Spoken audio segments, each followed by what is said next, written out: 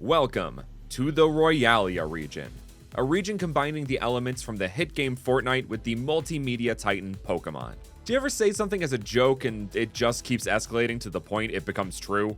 Yeah, that's this video. Jokingly on a Twitch stream, I came up with the idea for a convergent version of Sinistea based on the Shield Potion, lovingly named Sinislurp. Well, artist Eve.here happened to be in the chat to make it a reality, and after stream ended, we cooked up a bunch of Fortnite Pokemon, and as I introduced, an entire region. The Royalia region contains 5 different sectors, each representing a different chapter of Fortnite. We got Chapter 1 on the bottom right with Loot Lake, Dusty Divot, and the fabled Tilted Towers. Bottom left is Chapter 2 with the Agency, Frenzy Farm, and Steamy Stacks. Middle left, we have Chapter 3, which has the Rave Cave, Reality Tree, and Condo Canyon. Top left, we have Chapter 4 with the Relentless Retreat, the Citadel, and Naughty Nets. And finally on the top right is Chapter 5 with Ruined Reels, Grand Glacier, and Reckless Railways. But what would a region be without its Pokemon? So allow me to reintroduce Sinislurp, the healer Pokemon, a fairy water type.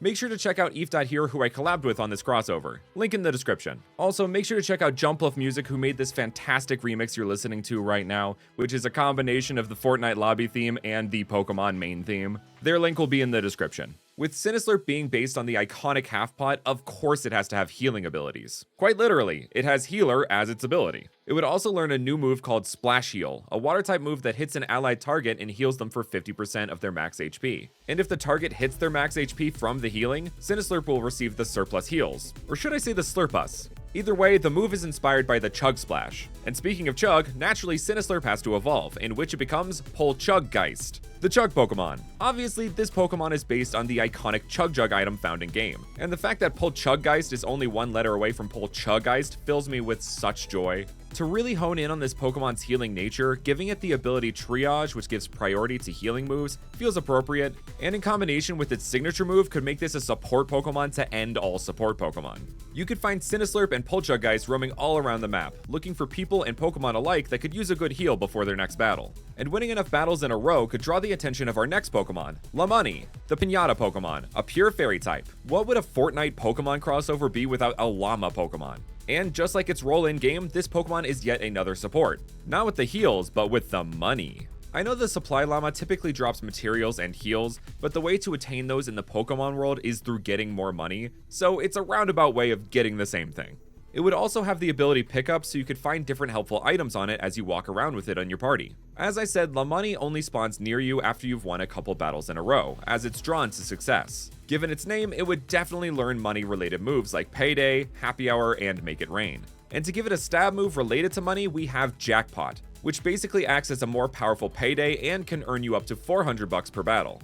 And a Pokemon known for Payday and its multiple regional forms is Meowth. And Eve and I were very much on the same page about what exactly this Meowth should be inspired by. So meet Royalian Meowth, a pure fighting type. This form is inspired by the notorious Meowscles skin. And actually, Royalian Meowth just straight up evolves into Meowscles, the muscle Pokemon. These two forms break recurring themes amongst Meowth forms. Instead of being weak to the fighting type, they are the fighting type itself. And the evolution's name doesn't contain purr in some way. Also, you know, they're in a Fortnite crossover. This form of Meowth no longer has a coin atop its head, but instead sits a V-Buck. Royalian Meowth and Meowscles can use Payday, but instead of coins, it just shoots a bunch of fake V-Bucks. Remember, only you can prevent V-Buck scams. Oh hey, would you look at that? The inspiration for our next line of Pokemon. So allow me to introduce Cuddliak, the Cuddle Pokemon, a pure fairy type. Cuddle Team Leader is one of the most iconic skins in Fortnite, so creating a Pokemon based on it was a must. Cuddliak is small in stature but big in hugs. It will latch onto unsuspecting trainers and Pokemon and cuddle them non-stop. The physical affection they receive from these cuddles can fuel them for weeks and enhances their battle prowess. This manifests in 2 ways. In its new move, Love Bomb, a special fairy-type move which deals damage depending on how high their friendship stat is, like a special fairy-type version of Return, and in that they evolve via high friendship into Barrows, the Love Pokemon, a fairy fighting type. Eve had the idea of mixing in a Cupid motif for this Pokemon, and that 100% makes sense for a love-inspired bear, and can also work as a reference to the many bows introduced throughout Fortnite's history. In combination with this line's signature move, it very much feels in line with the Boom Bow. I just imagine Barrows running around slinging explosive love arrows at its opponents. Barrows' name comes from Eros, which is the Greek god of love and equivalent to Cupid. It also sounds like a mix between bear and arrows, as it is an arrow-slinging bear. And if you want me to love you, hit that subscribe button, leave a like, and a comment. If you want to see a full Pokemon Fortnite crossover with starters, legends, and more, make sure to let me know because that all depends on how well this video does. Okay, we've had a decent chunk of fairy types so far for an explosive shooting game crossover. Let's get to the real edgy stuff with Royalian Eiscue, the Kevin Pokemon, a dark electric type.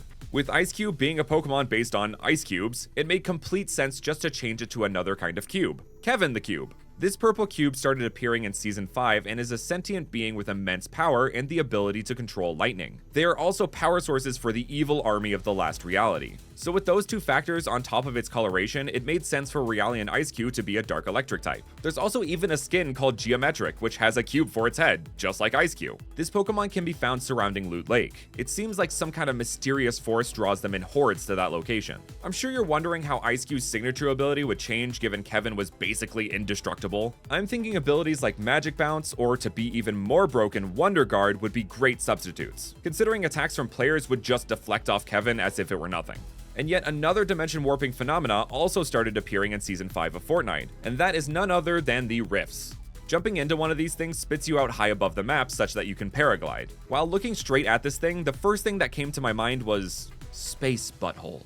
But the second thought was, hey, that kind of looks like Spiriftomb. So here is Spiriftomb, the Rift Pokemon, a ghost psychic type.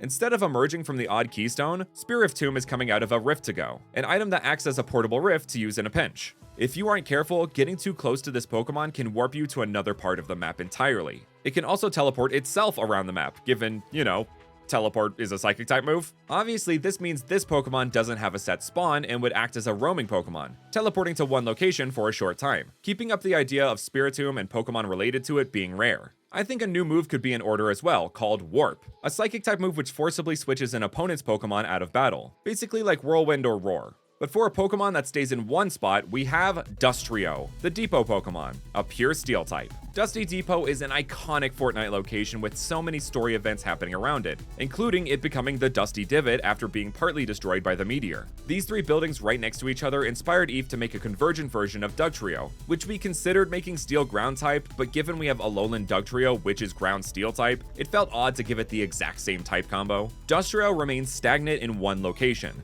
always facing away from the Dusty Divot, much like Nosepass when it spawns always points north. But being out in the open all the time like that can't be advantageous, especially when it comes to Fortnite. You would want to hide, sometimes in plain sight.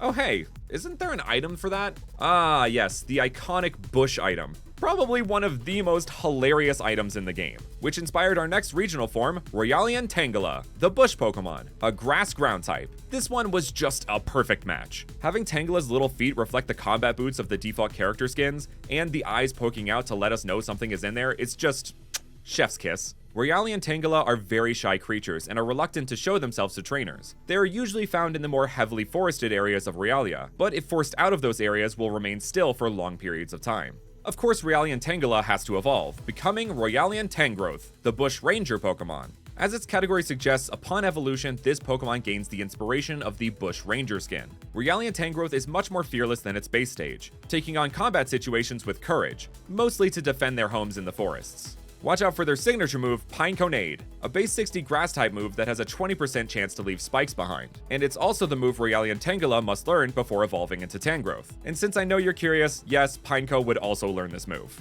And speaking of evolving, there's a new evolution for a certain rock snake in Royalia. So meet Gilix, the gilded Pokemon, a rock steel type. This gold-encrusted behemoth is inspired by Midas's pickaxe, the Golden King. I think the idea of Onyx getting a split evolution that still contains the steel type, but keeps the rock type instead of ground is really fun. Plus, gold is an ore after all, so it being a combination of rock and steel makes perfect sense. Gilix can be found within the Agency, which is where Midas was first introduced, and within the Rave Cave, with the flashing lights found within reflecting off of its golden body. And our next Pokemon's body isn't quite what it seems. Meet Peelug, the Banana Slug Pokemon, a grass bug type. Clearly, this Pokemon is inspired by the Banana Slug given its category, but it's also inspired by arguably the most iconic Fortnite skin, Peely. Eve and I agreed that adding the slug to this design would be a fun twist, rather than just trying to make a straight up peely Pokemon. Peelug can be found amongst the city-like areas of the map, trying to blend in amongst the trash, as to not invoke the wrath of fire types, which it is quad weak to.